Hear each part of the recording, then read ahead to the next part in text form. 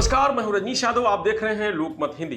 बात होगी उत्तर प्रदेश की, तो उत्तर प्रदेश के जनपद संभल में जामा मस्जिद को लेकर जो ये कहा जा रहा था कि वहां एक मंदिर है, उसके सर्वे को लेकर वहां टीम पहुंची थी और उसी सर्वे के दौरान वहां हिंसा भड़की और उस हिंसा में आगजनी हुई, गोलीबारी हुई, पत्थरबाजी हुई और उसमें 4 लोगों की मौत हुई और लगभग 2 दर्जन पुलिसकर्मी घायल हुए।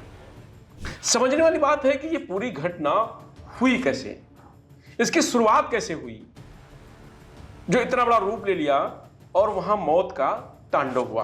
पुलिसकर्मियों का दावा है कि पत्थरबाजों की तरफ से गोलीबारी की गई थी, जिसमें पुलिसकर्मियों को भी गोली लगी है और जो पत्थरबाज थे उनमें जो मौत हुई 4 लोगों की, और वो भी पत्थरबाजों की जो गोली लगी है उन्हीं से मौत हुई है, जबकि पुलिसकर्मी सिर्फ टीयर गैस छोड़ रहे थे।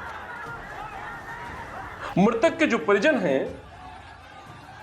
उनका दावा है कि जो उनके परिवार के सदस्य की मौत हुई है वो गोली पुलिसकर्मियों ने चलाई है और उनके गोली से मौत हुई है।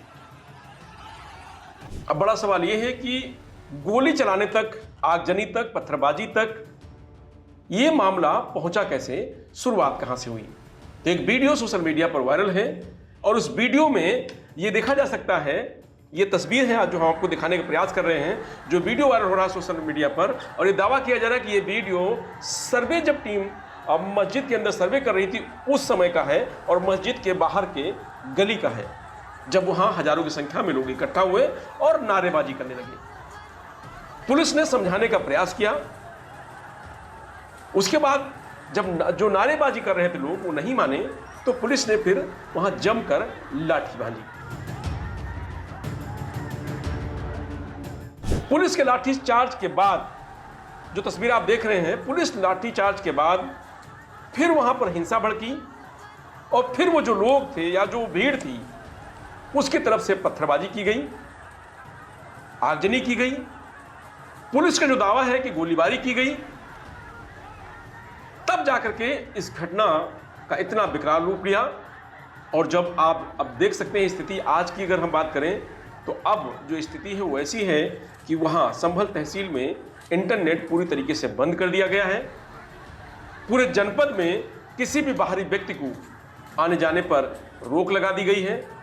कर्फ्यू जैसे हालात हैं, तनावपूर्ण स्थिति बनी हुई है और अब तक इस घटना में 20 लोग लगभग गिरफ्तार हो चुके हैं। एसपी अनित चौधरी की माने तो कहा जा रहा है कि सर्वे के दौरान जो हिंसा हुई है और जो उसमें पत्थरबाज थे उनकी तरफ जो हिंसा की गई है, बात रखने का कोई और तरीका है, लेकिन इस तरीके की चीजें नहीं होनी चाहिए थी और जो हुआ है उस पर कार्रवाई होगी और जो दोषी हैं उन पर रासुका लगेगा।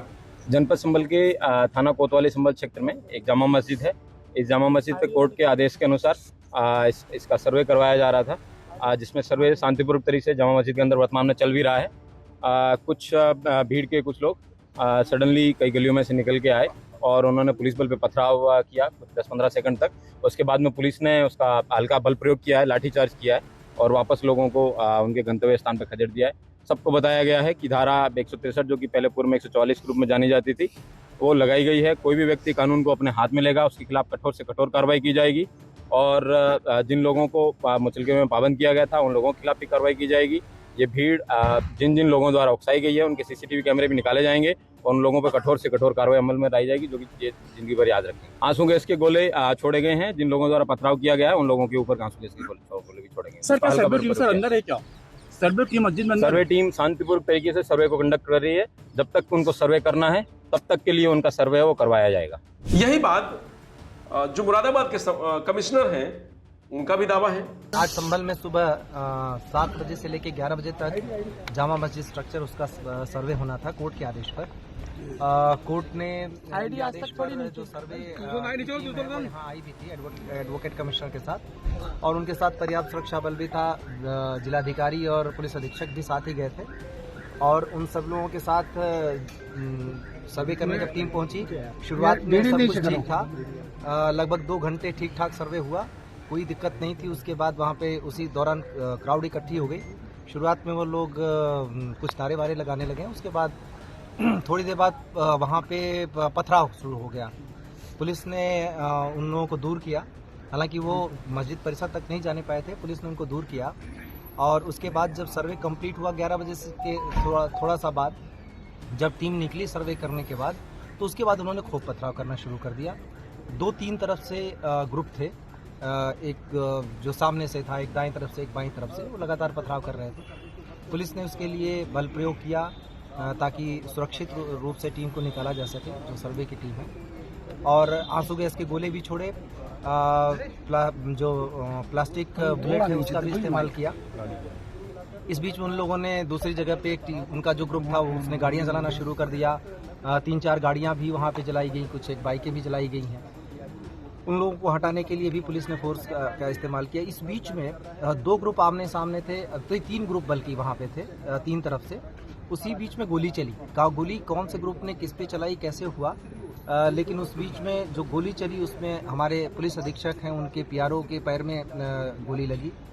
24 घंटे के लिए इंटरनेट बंद करने की हमने रिक्वेस्ट की थी, जिसे शासन द्वारा मान लिया गया। केवल संभल तहसील में 24 घंटे के लिए इंटरनेट बंद किया। लेकिन जो पीड़ित लोग हैं, जिन्होंने अपने परिवार के सदस्य को इस हिंसा में खोया है, उनकी अगर बात करें तो उनका दावा है कि पुलिस की तरफ से गोलीबारी की गई है और उनके जो लोग थे वो उस हिंसा में नहीं शामिल थे और वहाँ हिंसा जैसी कोई स्थिति नहीं थी। वो तो पुलिस ने जानबूझकर इस तरीके की घटना कराने का प्रयास किया है। ये बात जो पीड़ित परिवार है, जिनके परिजन, जो मृतक हैं, उनके परिजन ये बात कह रहे हैं, लेकिन पुलिस इसके उलट दावा कर रही है, क्योंकि जो एसपी हैं अनुज चौधरी, उनको और उनके पीआरओ के पैर में गोली लगी है। 20 पुलिसकर्मी लगभग घायल हैं इस पूरी घटना में। तो अब वहां पूरी तरीके से तनाव की स्थिति बनी हुई है। पूरे मामले पर अब सियासत भी शुरू हो गई है। समाजवादी पार्टी के राष्ट्रीय अध्यक्ष अखिलेश यादव ये कह रहे हैं कि वहां जानबूझकर संभल में इस तरह की घटना कराई गई है ताकि जो उपचुनाव था उसमें जिस तरीके से भारतीय जनता पार्टी ने धांधली की है, तो उस धांधली पर पर्दा डाला जाए और उस पर कोई चर्चा ना हो। वहीं बहुजन समाज पार्टी के मुखिया मायावती ने इस पूरी घटना की निंदा की है और उचित कार्रवाई की बात की है। लेकिन भारतीय जनता पार्टी का यह दावा है कि वहां सर्वे किया जा रहा था, हाईकोर्ट का जो आदेश है उसका पालन किया जा रहा था, लेकिन वहां जानबूझकर इस तरीके की हालत बने और लोगों ने पत्थरबाजी की, आगजनी की, जानबूझकर पुलिस और प्रेस की गाड़ियां जलाई गई और पुलिस पर फायरिंग की गई।